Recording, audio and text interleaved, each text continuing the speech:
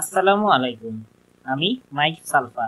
আজ 7 সেপ্টেম্বর 2024, 23 ভাদ্র 1431, 3 রবিউল আওয়াল 1446।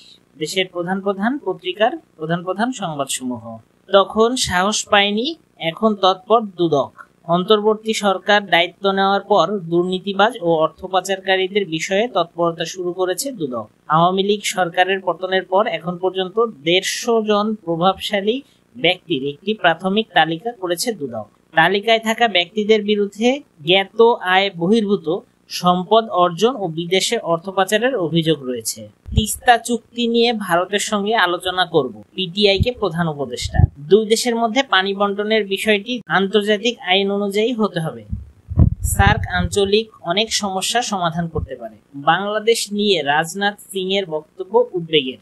ভারতের প্রতিরক্ষা মন্ত্রী রাজনাথ দেশটির সামরিক বাহিনীকে অপ্রত্যাশিত ঘটনা মোকাবেলায় প্রস্তুত থাকতে বলেছেন। আহতের সংখ্যা 18,000-এর বেশি। সরকারি বেসরকারি হাসপাতালের তথ্য নিয়ে আহত ব্যক্তিদের তালিকা তৈরি করেছে কমিটি। এই তালিকায় কিছু পরিবর্তন আসতে পারে। পাবলিক বিশ্ববিদ্যালয় সংস্কারে স্বাধীন কমিশন কেন নয়?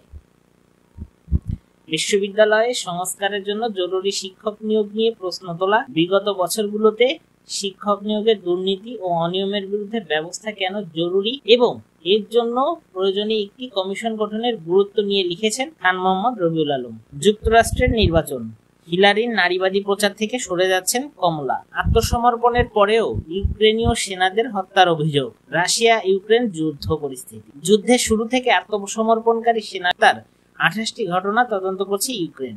এসব ঘটনায় 62 জন ইউক্রেনীয় সেনাকে হত্যা করা হয়েছে। এনবিআর এর তথ্য, জুলাই ও আগস্টে রপ্তানি কিছুটা বেড়েছে। চালের বাজারে বন্যার প্রভাব। আউশে গত বছরের চেয়ে 18% কম উৎপাদন। বন্যায় আমনে 2 লাখ হেক্টর জমির ধান ক্ষতিগ্রস্ত। মোট উৎপাদন 3% কমতে পারে। শেষ করছি একটি ভালো খবর দিয়ে।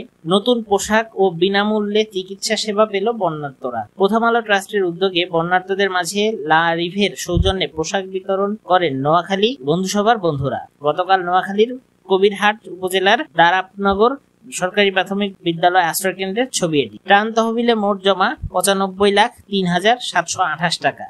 বন্যার্তদের সহযোগিতায় আপনিও এগিয়ে আসতে পারেন। হিসাবের নাম প্রথম আলো ট্রাস্ট অবলিক ত্রাণ তহবিল। হিসাব নম্বরটি এখানে দেওয়া আছে। আমরা আমাদের সাধ্যমতো বন্যার্তদের সাহায্য করার জন্য এগিয়ে আসব।